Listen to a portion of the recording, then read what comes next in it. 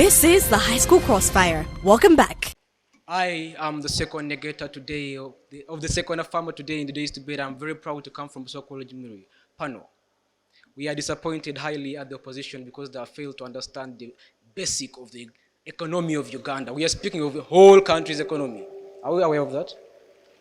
Panel, what has opposition come to say today in this resolution that has been stated very clearly that we are blaming entirely the decline in Ugandans economy, inequality in taxation system. And we as the farmers have come up with a lot of arguments, but they come up with a lot of theories that do not have proofs, and they are just saying a lot of, hearsays and so on.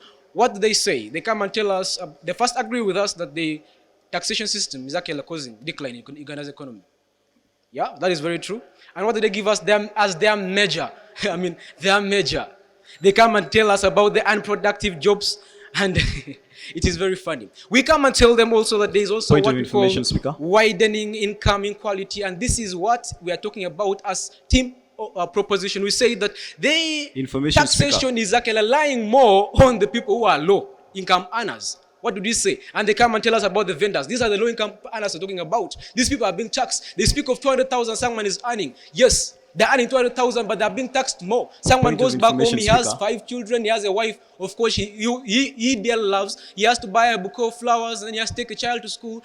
Those things all cost what we call taxes, which are actually very unfair because these are the people paying more taxes. We are saying that we are blaming the taxation system for this, the inequality in taxation system. What did they tell us also? Team opposition come and tell us about unskilled jobs. But what are the reasons? What are the reasons as to why we have the informal sectors of the economy? Why? They're not going to school. Why? People cannot afford the taxation system in school. Elite High School here pays approximately 1.4 million to join school. Joining school approximately 2.6 million shillings. Information speaker. Someone is earning 200,000. You expect someone to attend formal education? We are speaking of the inequality in taxation.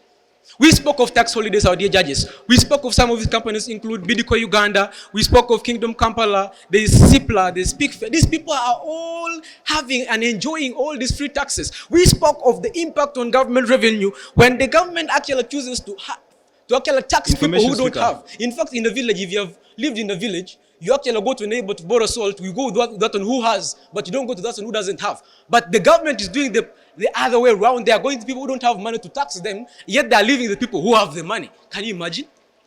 Yes. What is this? Our dear judges, what they have said today does not affect.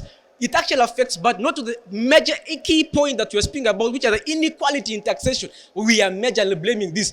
They should understand the meaning of major. Our dear judges, we see that Uganda's economy ratio to 13% below the sub-Saharan Africa, which is 16%, 16.5%. Sub-Saharan Africa is actually the poorest country in Africa. What is that? And Uganda, the pearl of Africa, we say, is actually having this 13% below GDP. That is according to Oxfam, published report on 13th April 2022. Our dear judges, we have spoken of disadvantage of businesses. Our dear judges, I come from a region called Hsentebbe, and these people, the only option if you want to grow in business, if you want to grow in business, you have to go and what? Smuggle. But why are you smuggling?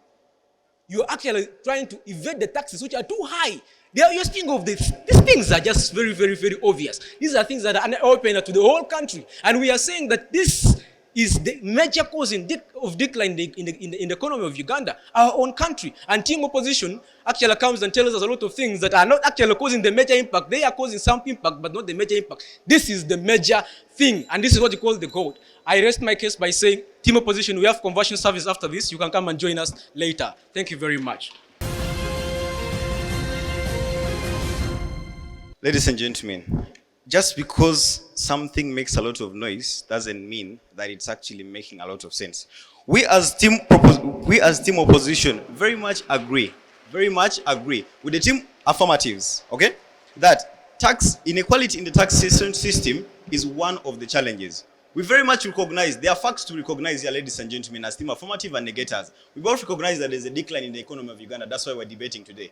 We both recognize that there's a part which pays a major contribution towards the economy of Uganda, either the formal or informal sector of Uganda. And statistics have it, maybe perhaps their research is not to the standards where we expect them to be as affirmatives. The informal sector contributes majority of the percentages into the economy of Uganda. And if you have to look at the current projected budget into the 2024-2025 financial year, you get to realize that 51% of the money which is supposed to be contributed up there is actually coming direct from taxes, which means that most of the money is actually coming back from the informal sector, right? Because it is the informal sector which actually contributes much up there. Now, they themselves basically come and tell us that unproductive jobs are actually not part of the problems. Ladies and gentlemen, we as team affirmatives, we as team negators, we recognize that there are very many factors at play here, but we're looking for the major. There's a father factor and there's a mother factor. Taxation only comes to work. Taxation only comes to work after you recognizing that there's a work in Uganda. And which works are there? The informal sector contributes majority percent of the Ugandan economy. We find 80% of the employment opportunities actually lying into the informal sector. Yes, we do recognize that there are challenges there. That's why we're saying that if the problem is up there, then the others are just minute of the problems that are actually being debated today. I take your POI.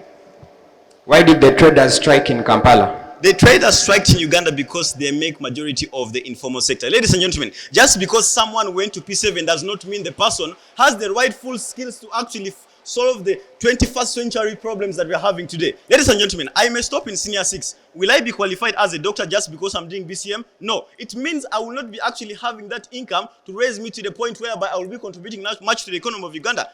Point of information, ladies and gentlemen, I know this very well.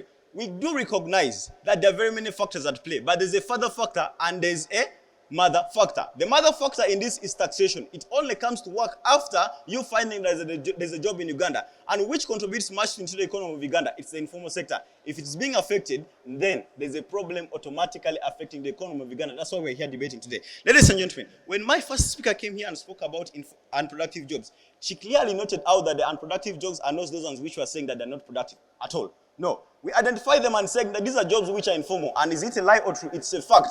The informal sector in Uganda contributes much of towards the economy. So if it's affected, so is the economy also affected. That's why we have a decline. The affirmatives come on board telling us that there's a decline in the economy of Uganda, not stating for us when did it start. They're not showing us when it actually start. We want to point out a few questions here. They clearly state out here that there are taxes which are actually directed to us, tax holidays and all that. Between the informal and formal sector, which of the two is charged? Which of the two is actually contributing much towards the economy? And the taxes which are charged on the rich and the poor, are they different or it is the same?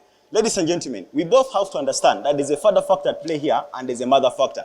And the team affirmatives very much take the mother factor to be the one because it is making the sound. That means it's actually the main one. No, we go for those ones because sometimes, facts be told, ladies and gentlemen, you cannot come and tell us here that homosexuality is not killing the Ugandan morality just because it's not making a lot of noise. It is there. It's in your Netflix and it is where. Just because it does not make noise, it does not mean that it doesn't exist. That's why we are saying that there's a parent factor here and there's a child factor. Taxation only comes to work after you recognizing that there are unproductive jobs in Uganda which actually contribute much to the economy of Uganda. Thank you.